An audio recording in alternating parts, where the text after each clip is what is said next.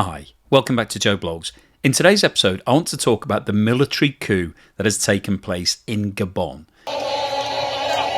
Military officers say they've seized power in Gabon Ali Bongo and put its president, Ali Bongo, under house arrest. For the people here have arrested me. If successful, Gabon's coup would be the 8th in West and Central Africa since 2020 and would end the Bongo family's nearly 6-decade-long grip on power. Now, Gabon is a country that's located in West Africa, and whilst it's relatively small in terms of its population, which is only around 2.4 million, it is an oil-rich nation being a member of OPEC, and it's also one of the world's largest producers and exporters of manganese, which is an important element in the production of steel and iron. Now, interestingly, Gabon has been ruled by the same family since 1967, and the current president, Ali Bongo, took over control of the country directly from his father in 2009. So the fact that the same family had been controlling the country for 56 years would probably lead you to surmise that Gabon has been well managed and has a stable economy. However, despite the fact that the country is an oil-rich nation, over 1/3 of the population live in poverty. So as we've seen with a lot of other asset-rich countries, we've got a very big divide between the rich and the poor. So in today's episode, we'll have a detailed look at the latest military coup. And when I say latest, this is because there was one actually undertaken in 2019, which failed. So we'll have a look at what happened back then. So we'll also have a look at what happened back then. As this is the first time that we've talked about Gabon, I'll give you a brief overview of the country. We'll have a look at a video that's been released on social media by the existing President Ali Bongo. We'll talk about who the leader of the military coup is and whether or not he's likely to take over as president. We'll then go on to have a look at which other African countries have experienced military coups recently. And then finally today, I'll wrap up with my summary as to what I think the implications of this military coup are, not just for Gabon, but for the global economy. Gabon. In the last few hours, soldiers have appeared on national television there to declare the official results of the elections there annulled, and they claim that they have taken power. But mutinous army commanders have announced they've overturned the results of the weekend's presidential election that gave Ali Bongo Ondimba a third term as head of state. He's been in power since 2009 after taking over from his father, who ruled the African country for more than 4 decades. Now, gunfire's also been heard in the capital Libreville, and Gabon's borders have been closed. The intervention coming almost within an hour of the election commission announcing there that the incumbent president, Ali Bongo, had been re-elected as president of Gabon with 64.27% of the vote, with over 56% of people turning out to vote. Our beautiful country, Gabon, has always been peaceful. Today, the country is facing a serious institutional, political, economic, and social crisis. In the name of the people of Gabon, as protectors of our institutions, we've decided to defend peace by ending the current regime. The general elections of August 26, 2023, and their rigged results are cancelled. Borders are closed. All of the Republic's institutions have been dissolved. Gabon is a country in West Africa that's bordered by Equatorial Guinea and Cameroon to the north, the Republic of Congo to the east and south, and the Atlantic Ocean to the west. Gabon is situated on the equator, and around 3/4 of the country is covered with dense equatorial rainforest, containing more than 3,000 species of vegetation. The rainforest is also inhabited by monkeys, gorillas, various tropical birds, and several varieties of elephant. Over 1/3 of the population are employed in agriculture. However, the majority of this agriculture is subsistence farming, so people growing food for their own resources. But the single biggest contributor to Gabon's economy is oil. Gabon is a member of OPEC and produces over 200,000 barrels of oil per day, the majority of which are exported. In addition to its abundant oil and gas fields, Gabon is also the second largest producer of manganese, which is a very important element in the production of steel and iron. The current president of Gabon, Ali Bongo, who is the son of Omar Bongo, who was elected to the position of president in December 1967 at the age of 32. Omar Bongo held the presidency of Gabon for 42 years until his death in June 2009, Ali Bongo was born Alain Bernard Bongo in neighbouring Congo Republic in 1959 and attended a private school and university in France, developing a love for American music. In 1978, he released A Brand New Man, a 9-track solo funk album with a cover showing Bongo in a wide-collared white shirt open across his chest with gold rings on clenched fists. Bongo Jr., as he was known, came to power after a contentious vote in 2009, vowing to modernise a country hooked on dwindling oil reserves and famed for its ultra-rich champagne-guzzling elite. A fan of jazz and the music of Michael Jackson, French-educated Bongo's fluent English and his global outlook raised expectations in a population desperate for Gabon's oil and mineral wealth to be shared more fairly. But unfortunately for the people of Gabon, new industries did not grow quickly and deep inequality has persisted, with almost a third of Gabon's 2.4 million people living below the poverty line. Keen to distance himself from his father, who relied on business deals with former colonial power France and who became a symbol of oil-fueled extravagance, Bongo promised to diversify the economy and protect the environment. He slashed the number of ministers in government and capped salaries for officials running state businesses. But it was Bongo's commitment to saving the rainforest, which covers more than 80% of Gabon, and its endangered elephants that drew attention from abroad, winning praise from conservation groups and Britain's Prince Charles. He banned raw wood exports, enlarged protected areas, and demarked 13 new national parks to combat the illicit wildlife trade and illegal loggers. However, his image as an environmentalist was tarnished in 2016. Accusations of vote meddling stoked public anger amid a period of low crude prices and belt-tightening. Rioters burned parliament and police responded by killing protesters. In 2018, it was reported that Ali Bongo had had a severe stroke, and as a direct result of this, he was moved to Morocco to convalesce. And in 2019, a military coup was announced against his leadership, claiming that he was no longer capable of being able to run the country. And at 4:30 a.m. on Monday the 7th of January 2019, a man identifying himself as Lieutenant Kelly Ondo Obiang read out a message on state radio that was simultaneously filmed for social media. The coup attempt had been as a direct result of a video message that was broadcast from Ali Bongo on New Year's Day, in which he slurred some of his words and appeared unable to move his right arm. The coup attempt in 2019 was quickly overturned and Ali Bongo remained in power. When Bongo won the 2016 election, accusations of vote meddling stoked public anger amid a period of low crude prices and belt-tightening. Rioters burned parliament and police responded by killing protesters. And at that time, Gabon needed an IMF bailout to help the economy recover. Now, following news of the latest coup, Ali Bongo has released a video message on social media. So let's have a look at that message, which will help you form your own opinion as to how capable you think Ali Bongo is of running this country. I'm Ali Bongo Ondimba, President of Gabon, and I'm to send a message to all the friends that we have all over the world to tell them to make noise, For the people here have arrested me and my family. My son is somewhere, my wife is in another place, and I'm at the residence. Right now, I'm in the residence and nothing is happening. I don't know what's going on. So I'm calling you to make noise, really. I'm thanking you. Across Gabon, crowds carrying flags and chanting slogans took to the streets on Wednesday. Now this is Independence Day. The army has freed our country. We are free. We have the right to be free and to express ourselves the way we want, because we didn't know we could be freed. Today we are free.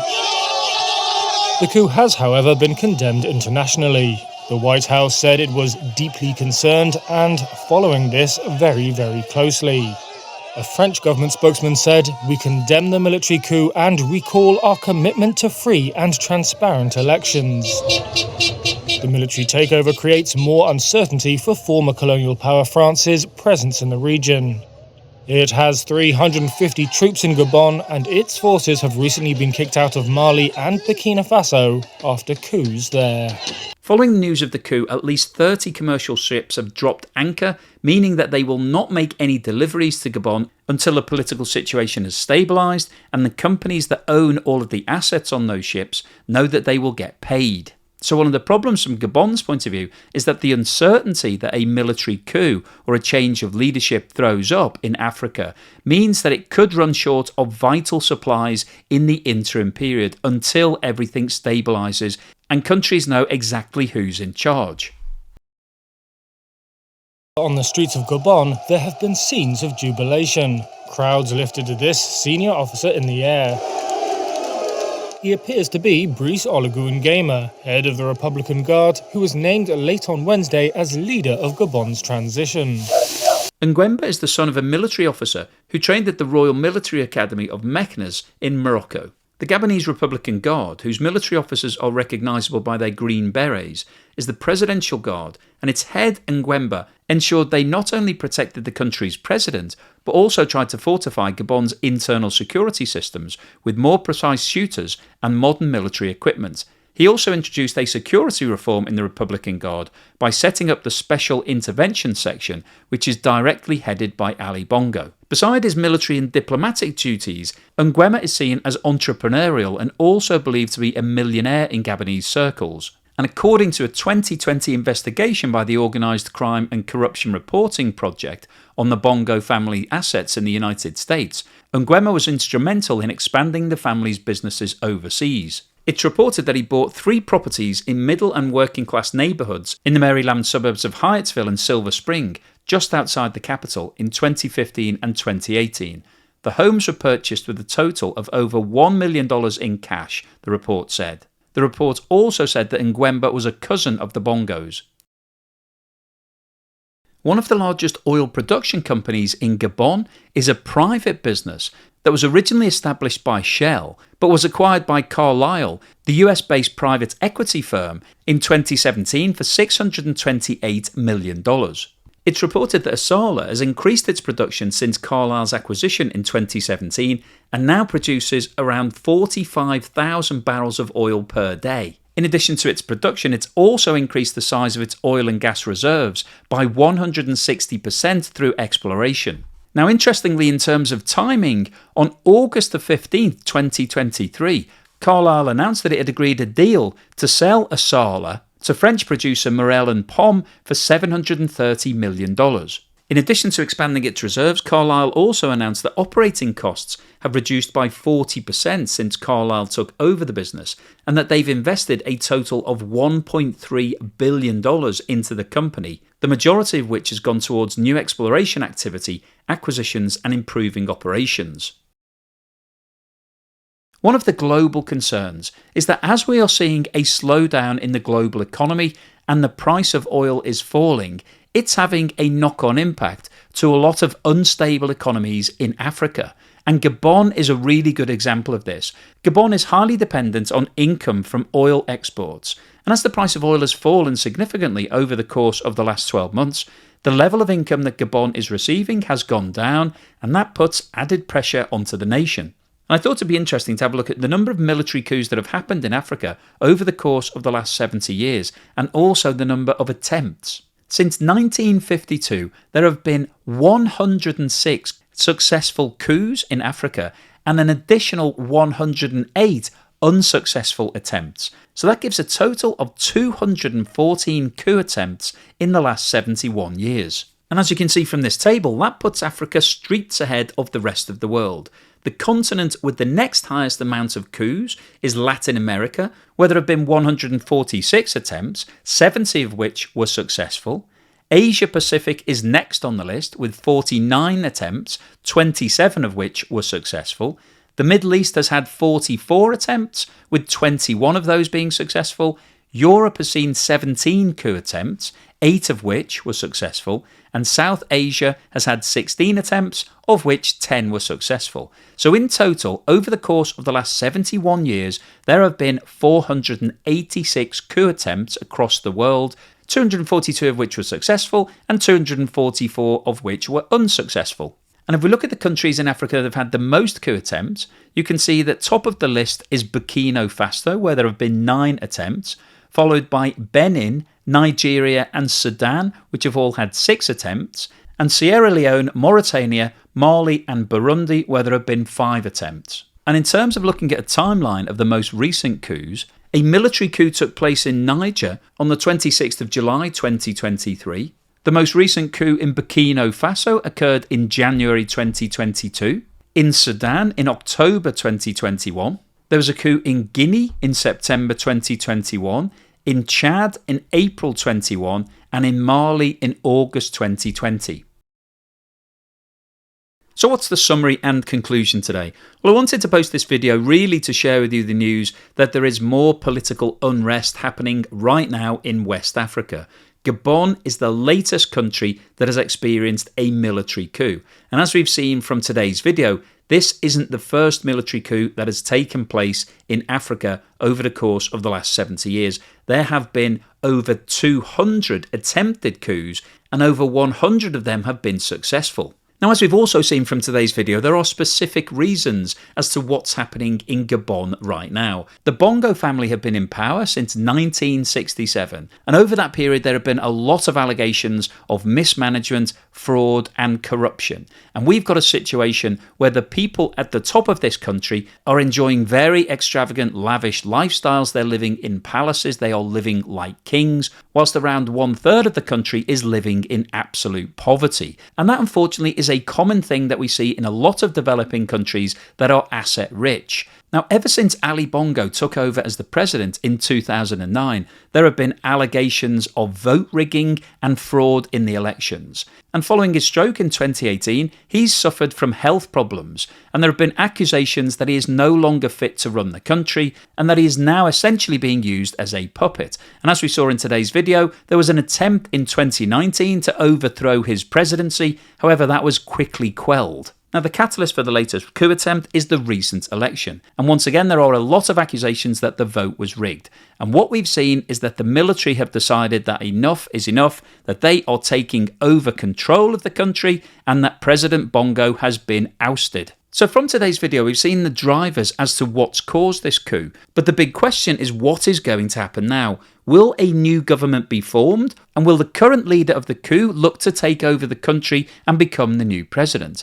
And if he does that, then the big question is whether or not he will change the existing system. Will he look to distribute wealth more fairly to try to improve the living conditions, the infrastructure, and the pay for the people of Gabon? Or is there a risk that we just see one rich president being replaced by another? And of course, there are multiple reasons why this is important. Firstly, Gabon is an exporter of oil and gas. So the countries that are buying that oil and gas are dependent on that supply. And as we've seen from today's video, the disruption that's being caused by the coup means that Gabon is no longer receiving deliveries of vital imports. It's importing things like food and other sources of fuel. So as those supplies dry up, that's going to cause even more problems for the poor people in the country. And the longer that the uncertainty goes on in terms of the governance of the country, that means that there will be bigger question marks as to whether anybody wants to actually import anything or buy any of Gabon's goods. So a military coup will have direct economic implications for both Gabon